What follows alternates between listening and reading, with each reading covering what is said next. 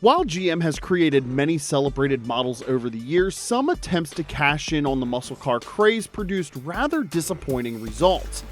Let's examine why these cars disappointed enthusiasts and what went wrong. Here are the 8 worst GM muscle cars ever made. Kicking us off at number 8, we have the Chevrolet Vega. Now, the Chevrolet Vega was launched in 1970, and this compact car was marketed with sporty styling and a promise of performance. Many early production models faced significant rust problems that earned it a reputation as unreliable. While the Vega was a novel idea in the muscle car realm, it ultimately fell short, leaving many enthusiasts disappointed. The Chevrolet Vega also struggled with engineering flaws, particularly in its aluminum engine block, which had durability issues. Overheating and oil consumption problems further plagued its reliability, causing headaches for owners. Although the Vega had an appealing design, its poor build quality and mechanical issues overshadowed its potential. General Motors tried to address these issues in later models, but the damage to its reputation was already done. Despite its initial promise as a cost-effective performance car, the Vega's shortcomings made it one of GM's biggest failures of the 1970s. Number 7. The Pontiac CanAm. At number 7, we find the Pontiac CanAm. Released in 1977, it aimed to combine the performance of the Firebird with the practicality of a coupe. However, Pontiac's attempt to diffuse the muscle car concept led to this model being underwhelming in both power and execution. With a 6.6-liter V8 engine struggling to deliver the power expected of a muscle car, it was a letdown for fans who anticipated something special. The low build quality and lack of horsepower relegated the Can-Am to obscurity, a far cry from the legacy Pontiac ignited with its performance-oriented vehicles. The Pontiac Can-Am also faced production issues, with limited numbers produced due to a mold breakdown that halted its manufacturing. This contributed to its rarity, but not necessarily to its desirability. While its styling, including a distinctive rear spoiler and graphics, was appealing, the car couldn't compete with the era's top muscle cars. Ultimately, it was a short-lived experiment.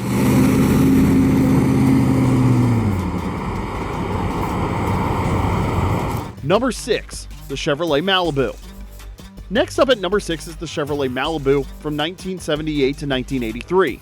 This era marked a shift in muscle cars, focusing more on fuel economy than high performance due to fuel crises and new regulations. The Malibu attempted to keep the muscle car spirit alive, but ultimately offered an uninspiring lineup of engines. These models showcased a significant decline in horsepower, leading to a largely forgettable experience behind the wheel. This chapter in Malibu's history severely damaged its reputation, causing fans to seek muscle in other marquees. The 1978 Chevrolet Malibu marked a downsizing in both size and performance compared to earlier models.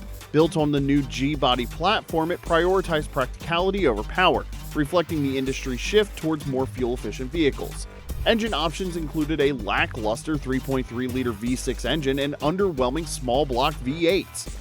The car's handling and acceleration failed to impress enthusiasts, and the absence of notable performance upgrades led to widespread disappointment. Despite its potential as a family-friendly vehicle, it couldn't recapture the muscle car magic of earlier years.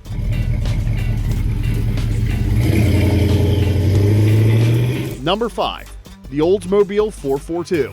Sliding in at number 5, we have the Oldmobile 442 from the 1970s.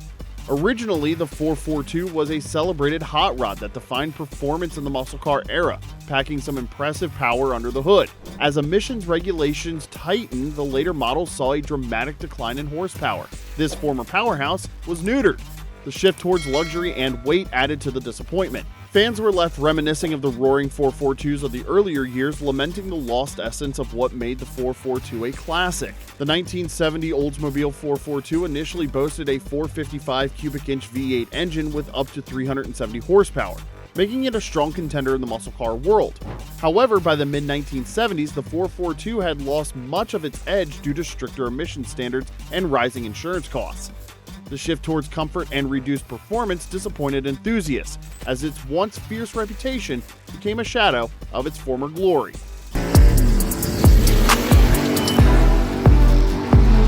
Number 4. The Pontiac Grand Dam. Number 4 brings us the Pontiac Grand Dam from 1973 to 1975. This car attempted to blend luxury with performance, but instead confused buyers. Pontiacs were known for their muscle, and the Grand Dam simply didn't deliver on that expectation. With engine options that couldn't muster impressive horsepower, the design felt more of an identity crisis than a celebration of power. Pontiac aimed for a sporty image, but its efforts ended up disconnecting it from the muscle car identity, leading many to view it as a wannabe rather than the real deal. The 1973 Pontiac Grand Dam was built on the A-body platform and offered either a 400 or 455 cubic inch V8 engine, but the power output was modest compared to Pontiac's earlier muscle cars. Its handling was decent for a midsize car, and it introduced features like radial-tuned suspension.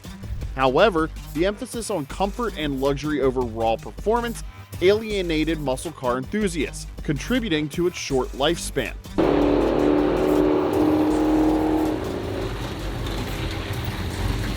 Number 3, the Buick GNX Replica. Taking the third spot, we find the Buick GNX Replica. The original GNX from 1987 is often hailed as a performance icon due to its turbocharged V6 engine that enjoyed a cult following. However, the replicas and later versions produced in the subsequent years didn't capture that same magic, failing to deliver the exhilarating performance that made the GNX so special. With a far less powerful engine and parts that lacked quality, enthusiasts looking for the thrill were disappointed. The Buick GNX Replica often lacked the engineering precision of the original, with downgraded turbochargers and inferior suspension components that failed to replicate the GNX's legendary handling. While the original GNX was known for its staggering acceleration and street dominance, the replicas felt sluggish by comparison. The authenticity of the performance experience was lost, leaving enthusiasts disillusioned. The GNX Replica stands as a reminder that not all attempts to recreate greatness are successful.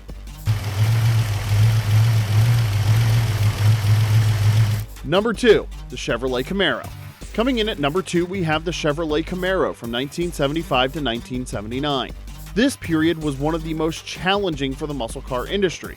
New emissions regulations severely hindered the Camaro's horsepower. GM produced engines that focused more on meeting regulatory standards than on performance. As a result, the once mighty Camaro became known for its lack of power and uninspiring driving dynamics. Enthusiasts mourned the decline of their beloved Camaro, which traded its aggressive performance for compromises in efficiency.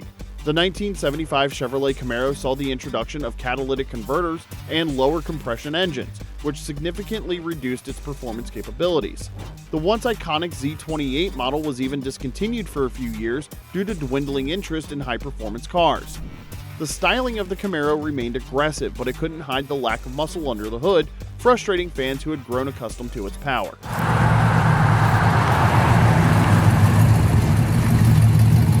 Number 1, the Chevrolet Citation X11. And finally, at number 1, we have the Chevrolet Citation X11. Launched in the early 80s, this car aimed to represent modern performance, but instead became a punchline among muscle car fans. With a front-wheel drive layout and a weak engine, the Citation X11 was positioned more as an economy car rather than a true muscle car. The engine options proved lackluster, with most variants struggling to break even 100 horsepower. Instead of delivering the excitement expected from GM's muscle line, the Citation X11 was overshadowed by its competitors and failed to resonate with performance enthusiasts. This car underlined a pivotal moment for the muscle car era, as customers began seeking alternatives that embodied the American spirit of muscle, and unfortunately the Citation X11 just didn't meet these expectations. The Chevrolet Citation X11's design and engineering reflected GM's attempt to adapt to the changing automotive landscape of the early 1980s, focusing more on practicality than performance. Its lightweight body and sportier appearance couldn't compensate for the underpowered V6 engine and unimpressive handling. While the X11 had some appeal in terms of fuel efficiency, it fell short of the muscle car identity it tried to maintain. Ultimately, it marked a turning point where GM's performance ambitions gave way to economic compromises, leaving the Citation X11 as a forgotten chapter in muscle car history.